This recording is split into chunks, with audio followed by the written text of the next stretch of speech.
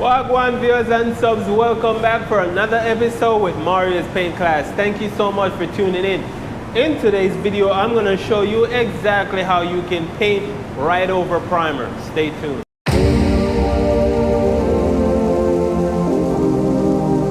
Here's a closer look at what I have going on. Now this bumper had a lot of scratches on it in all these areas that you see here. I sanded down all those areas with 180, 320, 400, and 600. So I basically refined that 180 scratches. If you were doing body work, I wouldn't recommend doing this, but if it's just simple scratches, then you should have no problem at all doing this. All right, now I'm going to go ahead and mix up my primer. I always use a strainer. This will help your job to come out a lot cleaner.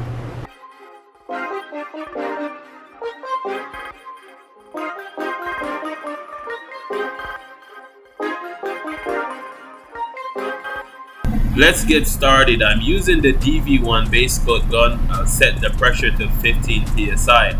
This gun does not require much pressure to do the job. 15 psi is usually what I use to spray, whether it's pearl, metallic, or solid colors.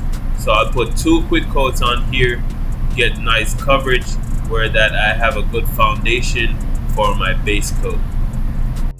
Now take a look at where I ended my primer. If you can see here, it's not heavy and it's not peely. The Sikkens Color Build primer or sealer is not heavy unless you want it to be. Before I go any further, I will use some reducer, or you can use blending additive. Shake the can and give it a purge before you apply 2 medium wet coats and you're good to go.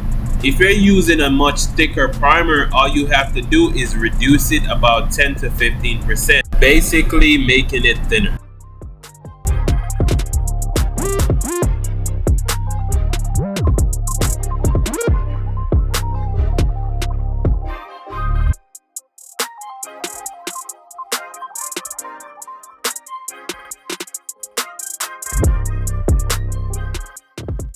From here on out is the normal procedure. Same gun, same 15 psi. The only thing I did was change out the tip size from 1.4 to a 1.3. I will be applying 2 medium wet coats and then I will start applying the pearl.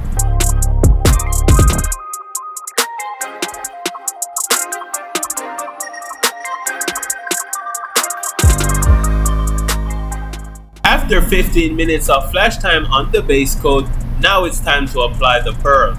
I like to apply my pearl at full trigger, which means they're wet coats, and I will apply 2 coats back to back. Unless I'm trying to match a color, I will go 3 to 4 coats.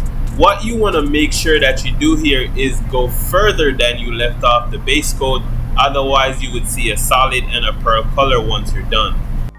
This is what it looks like after I primed it, based it, and pearled it. Now guys, be honest, would you be able to tell that I painted right over primer if you didn't already know?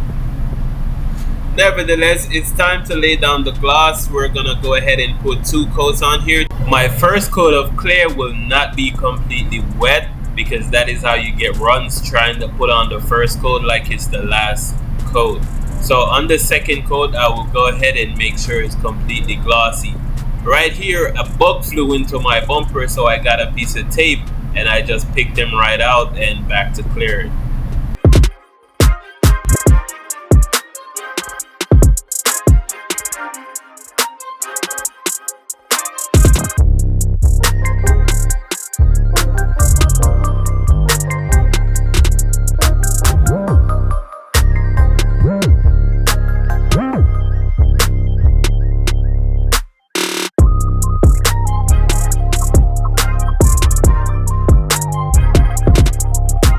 Yeah.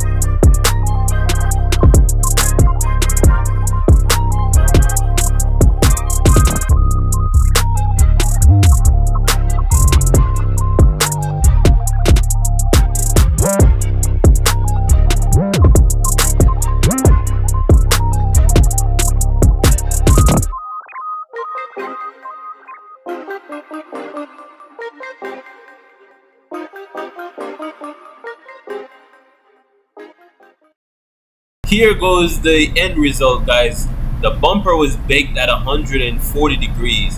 As you can see, there is no rings, no prints around the areas that I sanded and primed. It's clean and glossy, and I will show you what it looks like outside.